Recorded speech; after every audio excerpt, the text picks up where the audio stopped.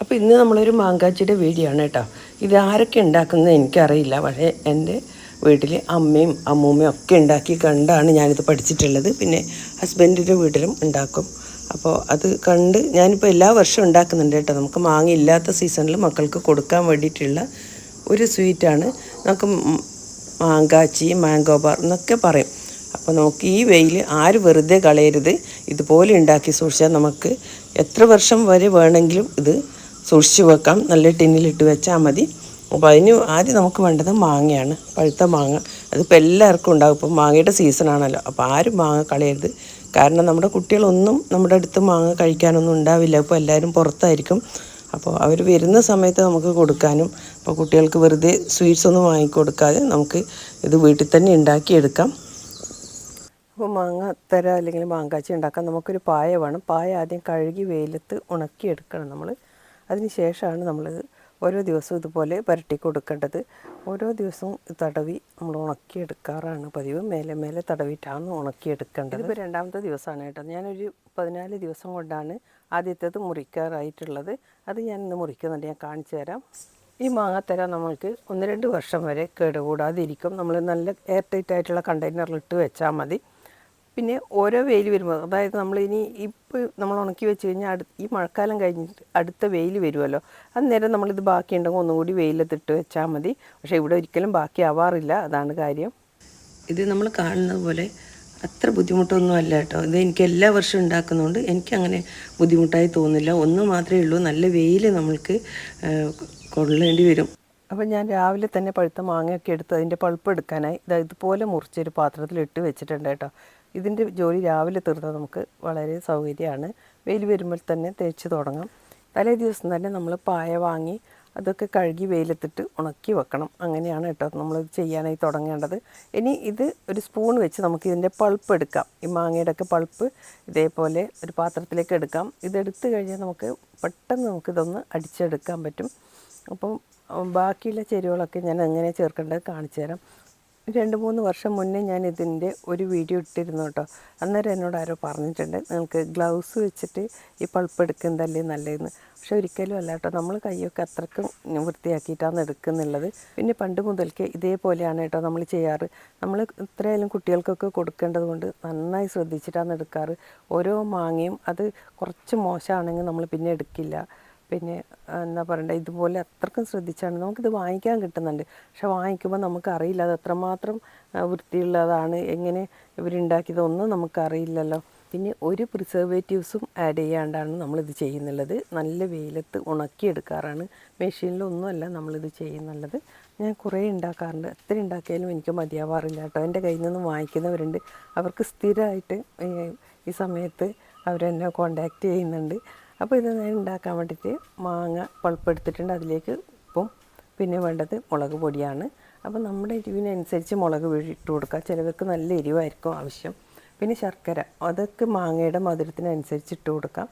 ഇപ്പോൾ ഞാൻ ശർക്കരയും കൂടി ഇതിലേക്ക് ഇട്ട് കൊടുത്തിട്ടുണ്ട്. ഞാനിടുന്ന ഒരു കണക്കെന്ന് വെച്ചാൽ ഒരു 10 മാങ്ങയ്ക്ക് 1 അച്ച് വെല്ലം, 1 സ്പൂൺ എരിവുള്ള മുളക് പൊടി, 1/2 ടീസ്പൂൺ ഉപ്പ്. ഇതാണ് ഞാൻ ഉണ്ടാക്കുന്ന ഒരു കണക്ക്. ഇപ്പോൾ ഞാൻ എല്ലാ പൾപ്പും ഇതുപോലെ മിക്സിയിൽ അടിച്ചെടുത്തിട്ടുണ്ട്. നല്ല സ്മൂത്തായിട്ട് വേണം അടിച്ചെടുക്കാൻ. ഇത് ഒരു ദിവസത്തേക്ക് വേണ്ട പൾപ്പാണ് കേട്ടോ. ഞാനൊരു ചെറിയ പായയിലാണ് ഉണ്ടാക്കുന്നുള്ളത്. ഈ വർഷം മാങ്ങ കുറവായതുകൊണ്ടാണ് ഇത്രയും കുറവ്. അല്ലാതെ ഞാൻ 2-3 പായൊക്കെ ഒരുമിച്ച് ഉണ്ടാക്കാറുണ്ട് കേട്ടോ. അങ്ങനെ ആകുമ്പോൾ നമ്മൾക്ക് ഇതിലും കൂടുതൽ ഇതിൻ്റെ 3-4 ഇരട്ടി പൾപ്പൊക്കെ അടിച്ച് നമ്മൾക്ക് ഉണ്ടാക്കിയെടുക്കാൻ പറ്റും. ഇപ്പോൾ ഇത്ര ഉണ്ടാക്കിയാൽ എനിക്ക് എവിടെയും മതിയാവില്ല കേട്ടോ ഈ മാങ്കാച്ചി. അപ്പോൾ ഇപ്പോൾ ഏകദേശം ഒരു 5 ദിവസമായ മാങ്കാച്ചി പായയാണിത്. ഇപ്പോൾ 2 ആഴ്ചയായി കേട്ടോ ഞാൻ ഈ മാങ്കാച്ചി ഉണ്ടാക്കാൻ തുടങ്ങിയിട്ട്. ഇന്ന് ഞാനിത് കട്ട് ചെയ്യാൻ പോവുകയാണ്.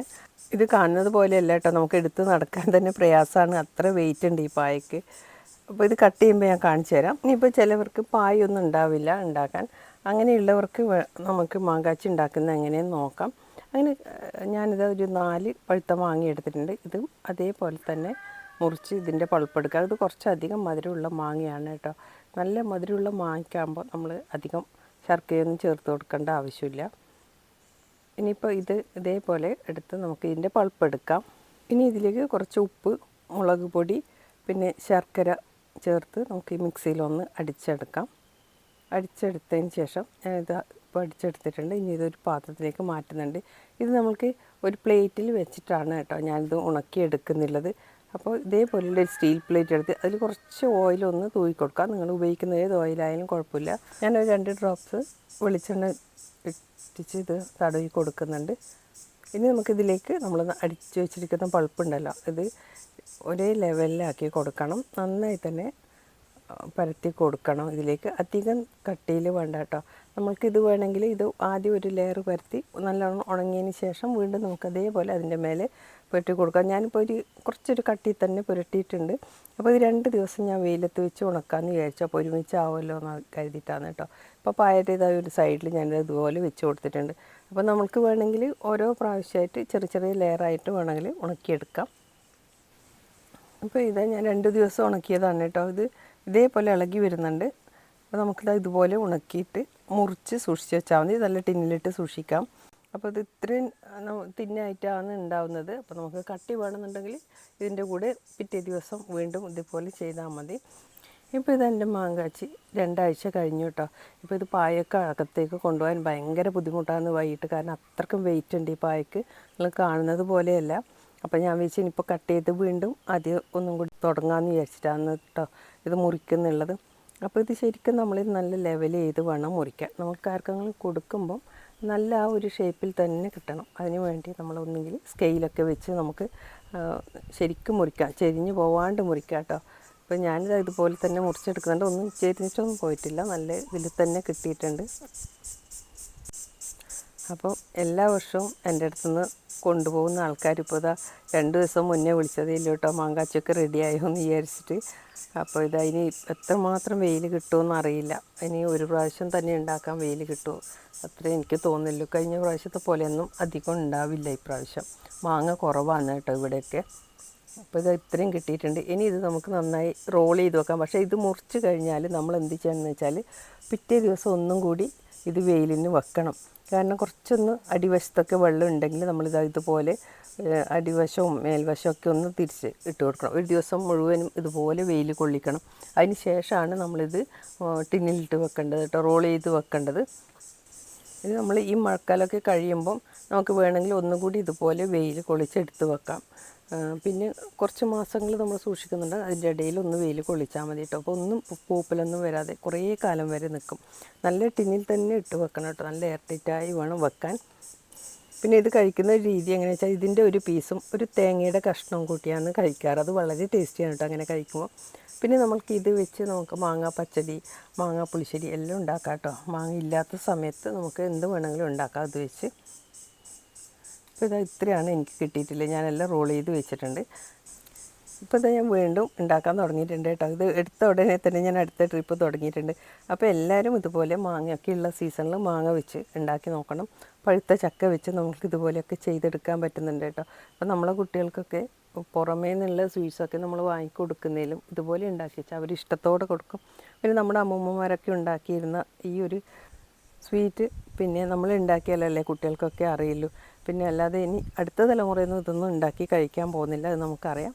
അപ്പോൾ ഈ വേനൽക്കാലത്ത് എല്ലാവരും ഇതൊന്ന് ട്രൈ ചെയ്ത് നോക്കണം. ഞാനിതാ പുതിയ പായൽ തേക്കാൻ തുടങ്ങി കേട്ടോ വീണ്ടും. അപ്പോൾ നിങ്ങൾക്ക് വീഡിയോ ഇഷ്ടമായെങ്കിൽ ഒന്ന് ലൈക്ക് ചെയ്ത് സപ്പോർട്ട് ചെയ്യാൻ മറക്കല്ലേ. Thank you for watching.